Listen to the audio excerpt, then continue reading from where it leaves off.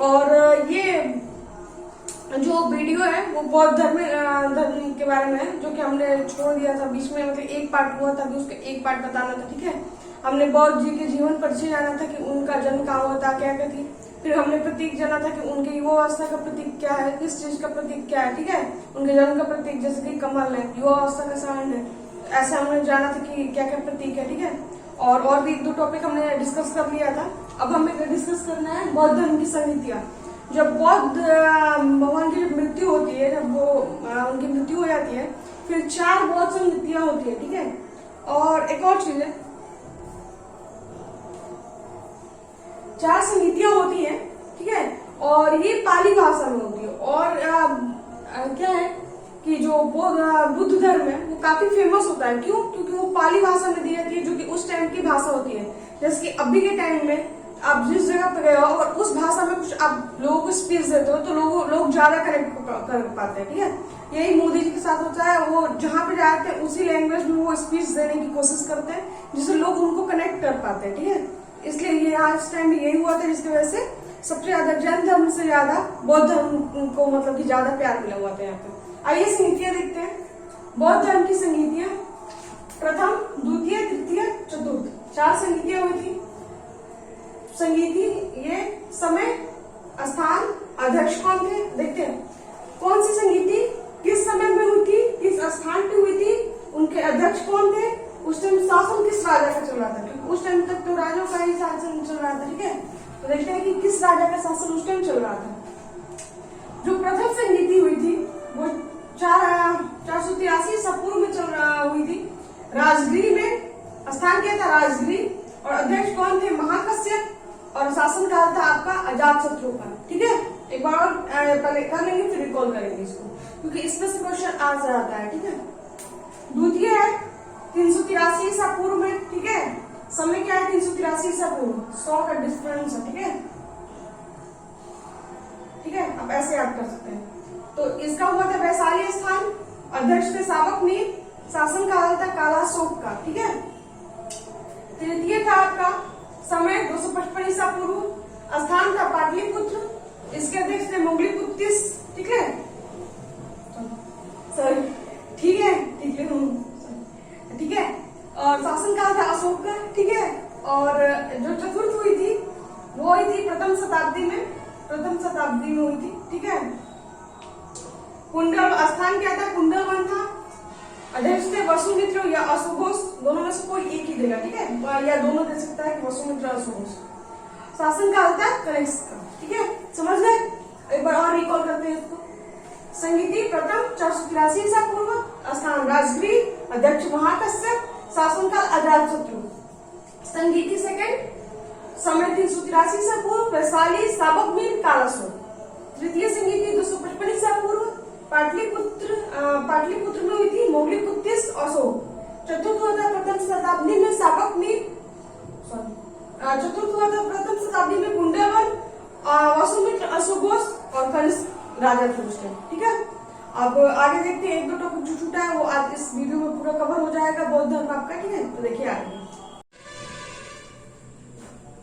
तो आइए देखते हैं हम आगे बौद्ध धर्म के संप्रदाय कौन कौन से थे। ठीक है, जब बुद्ध जी का मृत्यु होता है, जब बुद्ध जी की मृत्यु हो जाती है, फिर जो बौद्ध धर्म है वो 2 भागों में बढ़ जाता है, महायान और हीनयान। ठीक है, तो महायान ऐसी शाखा होती है जो बुद्ध ने बताया था कि सब कुछ ऐसे करना, उसमें चेंजेस लाती है।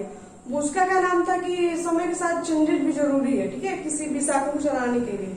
लेकिन हीनयान वाले लोग जो थे वो जो उपदेश भगवान ने बताया था, जैसे रहने का बताया था, सब वैसे ही करके रहते हैं। ठीक है, आइए जानते हैं बौद्ध धर्म के संप्रदाय। महायान स्थापना नागार्जुन द्वारा, जो महायान की स्थापना है वो नागार्जुन के द्वारा होती है।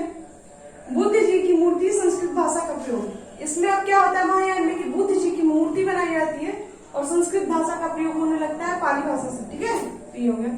हीनयान, बिना किसी परिवर्तन के बुद्ध जी के उपदेशों को स्वीकार। बुद्ध जी ने जैसे जैसे कहा था, जहाँ पे लिखा हुआ था कि ऐसे ऐसे बुद्ध जी ने कहा था, वैसे वैसे टोटली ये लोग करते थे, उसमें कोई चेंजेस नहीं लाए। महायान नोट करके आप लिख सकते हैं इसमें। महायान गृहस्थ तथा हीनयान संन्यास लेने पे जोर देते थे। जो महायान वाले लोग थे वो बोलते थे कि गृहस्थ जीवन जी के भी आप मतलब कि कर सकते हैं, लेकिन जो हीनयान वाले लोग थे वो बोल रहे थे कि नहीं, आपको ना संन्यास जीवन ही अपनाना चाहिए। ठीक है, तो ऐसा था। बौद्ध मत के 3 प्रमुख अंग थे, बौद्ध, संघ और धम्म। ठीक है, आपको जहाँ पे भी बुद्ध जी का कुछ है, अगर मंदिर मूर्ति उनके टाइप में ज्यादा अच्छा है, अच्छा क्या है मतलब कि है अगर, तो उस पर आप लोग लिखेंगे ये सब लिखा होता है, बौद्ध संघ धम्म, बुद्धम संघ गच्छामि ऐसे करके इंग्लिश पूरा मिलकर लिखा आता है। बौद्ध साहित्य मुख्यतः 3 पिटकों में समाहित है। बुद्ध साहित्य जो है वो 3 पिटक पढ़ लेने पे आप लोगों को कंफर्म होगा। सुत्त पिटक पहला है, दूसरा है विनय पिटक और तीसरा है आपका अभिधम्म पिटक। ठीक है, एक बार और रिकॉल कर लेते हैं।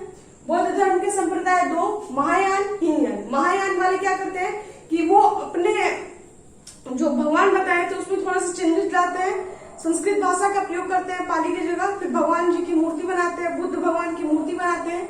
हीनयान वाले क्या करते हैं कि जैसा रहता है वैसा ही, सेम टू सेम वैसा ही रहता है, नो चेंजेस। ठीक है, उसके बाद से महायान वाले बोलते हैं कि हम लोग मतलब गृहस्थ जीवन में भी इसको अपना सकते हैं, जबकि हीनयान वाले बोलते हैं कि नहीं, हमें संन्यास लेना चाहिए। ठीक है, उसके बाद से हमने देखा कि बौद्ध मत के 3 प्रमुख अंग थे, बौद्ध, संघ, धम्म। ठीक है, बौद्ध साहित्य मुख्यतः 3 पिटक में, विनय पिटक, सूत पिटक और अभिधम्म पिटक। ठीक है, ये रिकॉल हो गया। अब आगे देखते हैं। अब एक बार और संप्रदाय में बुकों के बारे में क्या क्या बताया गया, ठीक है, उनकी जीवनी किस बुक में है और क्या किस बुक में, ये देखेंगे। उसके बाद से मठ देखेंगे, उसके बाद से चैप्टर खत्म हो जाएगा आपका आज। तो आइए देखते हैं बुकों के बारे में। जातक, जिसमें बुद्ध जी के पूर्व जन्म से संबंधित 550 कहानियां हैं। तो पूछ सकता है कि जातक बुद्ध जी से कैसे रिलेट करता है, तो उनके पूर्व जन्म की 550 कहानियां हैं, इस तरह से पूछ सकता है। सेकंड है मिलिंद प्लाव, दूसरा है मिलिंद पनाहो, यूनानी शासक मीनांडर के प्रश्न एवं बौद्ध आचार्य नागसेन के उत्तर संकलित है। ठीक है, मिलिंद पनाहो में यूनानी शासक जो मीनांडर थे और बौद्ध आचार्य जो नागसेन थे, उनके क्वेश्चन आंसर जो है वो मिलिंद पनाहो में है। ठीक है, थर्ड है बुद्ध चरितम। बुद्ध चरितम की रचना संस्कृत भाषा में अशोघोष ने की है, जिसे बोधो का रामायण कहते हैं। पूछ सकते हैं कि बोधो का रामायण किसे कहते हैं, तो बुद्ध चरितम को बोधो का रामायण कहते हैं। विशुद्धि मार्ग की रचना अब बुद्ध घोष ने की, जो हीनयान धर्म के प्रमुख थे। ठीक है, पूछ सकता है हीनयान धर्म की तरफ से कौन सी बुक का हुआ है, तो विशुद्धि मार्ग की रचना हुई है। पांचवा है नागार्जुन बौद्धाचार्य ने शून्यवाद का प्रतिपादन किया। पूछ सकता है क्वेश्चन की शून्यवाद का प्रतिपादन जो है वो किसने किया था, वो किया था आपके नागार्जुन ने। ठीक है, एक बार और रिकॉल कर लेते हैं। जातक, बुद्ध जी के पूर्व जन्म से संबंधित 550 कहानियां। मिलिंद पनाहो, यूनानी शासक मीनांडर एवं बौद्ध आचार्य नागसेन की क्वेश्चन आंसर है। बुद्ध चरितम की रचना संस्कृत में अशोघोष ने की है, इसे बुद्ध चरितम को जो है वो रामायण बोलते हैं बौद्ध में। ठीक है, विशुद्धि मार्ग की रचना बुद्ध घोष ने की है। ठीक है, जो हीनयान धर्म के प्रमुख प्रवर्तक हैं। पांचवा, नागार्जुन बौद्धाचार्य ने शून्यवाद का प्रतिपादन किया है, जो माध्यमिक दर्शन से संबंधित है। ठीक है, जो कि माध्यमिक दर्शन के बारे में बताता है। अब बचता है मठ। कौन कौन से मठ है, बस लास्ट आपका ये बचता है। आइए देखते हैं। तो आइए देखते हैं हम लोग महत्वपूर्ण मठों के बारे में। ठीक है, एक मिनट।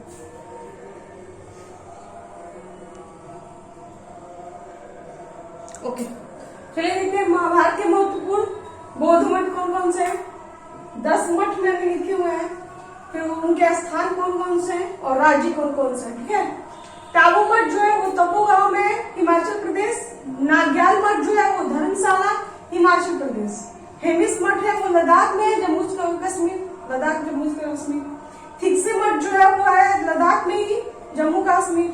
मिट्राइन मठ है देहरादून, उत्तराखंड में। रूमटेक मठ है गंगटोक, सिक्किम में। सासुर मठ है लाहौल स्पीति, हिमाचल प्रदेश में। तवांग मठ है अरुणाचल प्रदेश, आंध्र प्रदेश में। नामग्रोलिंग मठ है मैसूर, कर्नाटक में। बोधि मंडा मठ है बोधगया, बिहार। ठीक है, ये 10 मठ थे। एक बार और रिकॉल कर लेते हैं। टाबू मठ कहाँ है? तबो गांव में। ये पूछ सकता है कि टाबू मठ कहाँ पे है, तो ये भी दे सकता है, गांव का भी नाम दे सकता है, टाबू गांव, ये गांव, ठीक है। और एक तो राज्य के बारे में भी पूछ सकता है कि किस राज्य में, ठीक है।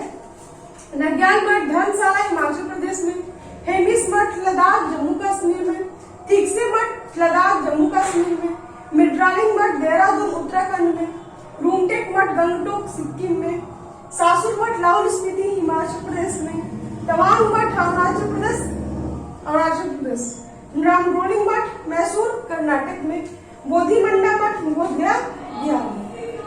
तो आज आपका बौद्ध धर्म से जितने भी रिलेटेड थे सब कुछ खत्म हो गया। 2 वीडियो में आपको ये फिनिश हो गया पूरा बौद्ध धर्म। तो अब आगे हम लोग को जैन धर्म के बारे में पढ़ना है, ठीक है। तो अगर आपको मेरा पढ़ाया हुआ मेरे पढ़ाने का तरीका अच्छा लगा हो या मेरी पढ़ाने का तरीका अगर अच्छा लगा हो तो वीडियो को लाइक कीजिए, चैनल को सब्सक्राइब कीजिए और ज्यादा से ज्यादा शेयर कीजिए। Thank you so much.